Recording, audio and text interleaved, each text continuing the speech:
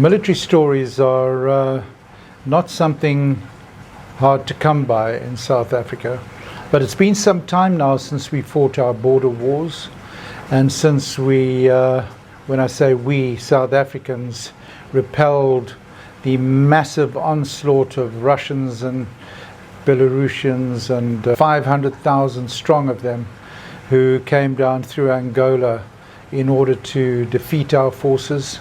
Well, they got the hiding of their lives, in fact. And it's an amazing story. It's a massive story.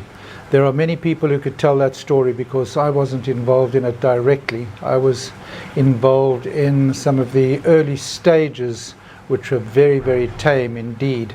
These are true tales of my African adventures. May this inspire you, deter you, caution you, and above all, entertain you.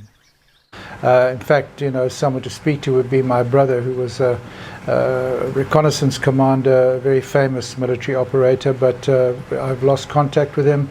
It's just one of those things. Over the years, he's moved to Germany, and I haven't. So it's as simple as that. However, I'll tell you some amusing events which took place during my period close to the border. As I've mentioned before, we were conscripted, and we had to go and do a basic training. It was a heck of a training, let me tell you. You had to be extremely fit and resilient, and you became, in fact at the time, government property. When you're a conscript, you're government property. And as I've mentioned before, tongue-in-cheek, they didn't treat their property very well at times, a lot of the time. Anyway, we all endured it. We became extremely fit. We learned how to use weapons. We learned how to fight. We learned how to do all the necessary. And we were a good fighting force, even if I say so myself. Anyway, there we were up on the border, and I was on this plateau because we were taking care of a radar repeater station which used to look into Angola and see if the MiGs were coming around our airspace or not. And interesting thing, my OC told me once, my officer in command, he said they arrested somebody sometime before I was present at that particular base, arrested a man who had been trained somewhere in the Eastern Bloc, and who actually had a fairly good command of the Russian language. He was an African man, and he had been planted there, taken him some time to get there, by the way, so that he could obtain information and photographs and positions and so on. And he was arrested and taken away sometime, as I said before, I was there. Quite a thing, actually. But whilst we were there, we only had one incursion, I must say. But it was quite an event. I, in fact, received a message from the main gate where our main gate guard, said two people, dark in color.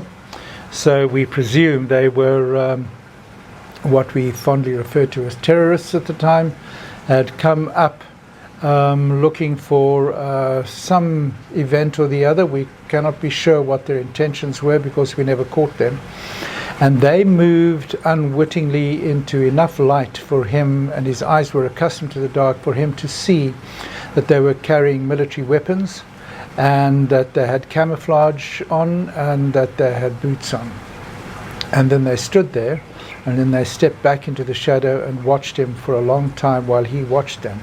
When he had the opportunity, he called our OC, our officer in command at the main base, and since I was on duty that night, he phoned me and said I must break the seals on our magazines, pop a 30-round magazine into my Uzi. I must get the other men, some of the men with dogs, and we must pursue them, and we must catch or kill them, one of the two.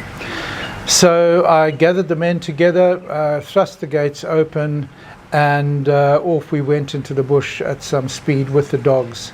Unfortunately, the dogs ended up on a bed of thorns. They didn't have boots on, and they were then taken back by their very grateful dog handlers, who actually, as it turned out, weren't that keen in running off into the night after 2 armed insurgents.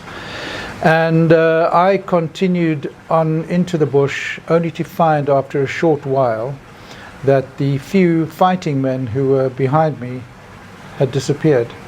It was the most disappointing thing that ever happened to me in my military career, which wasn't very long, is that people who were supposed to back me up, and they had R1 rifles, supposed to back me up. Actually, I'm quite pleased they didn't. They probably would have shot me in the back.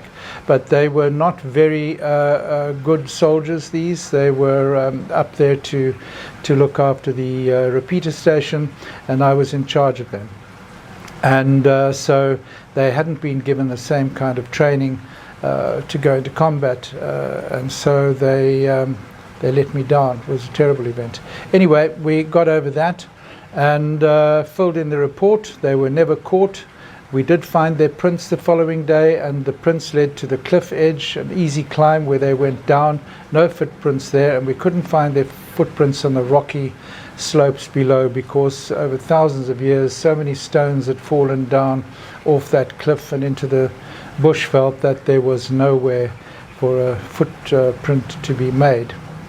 So that was the only event that happened during my period where we had an incursion.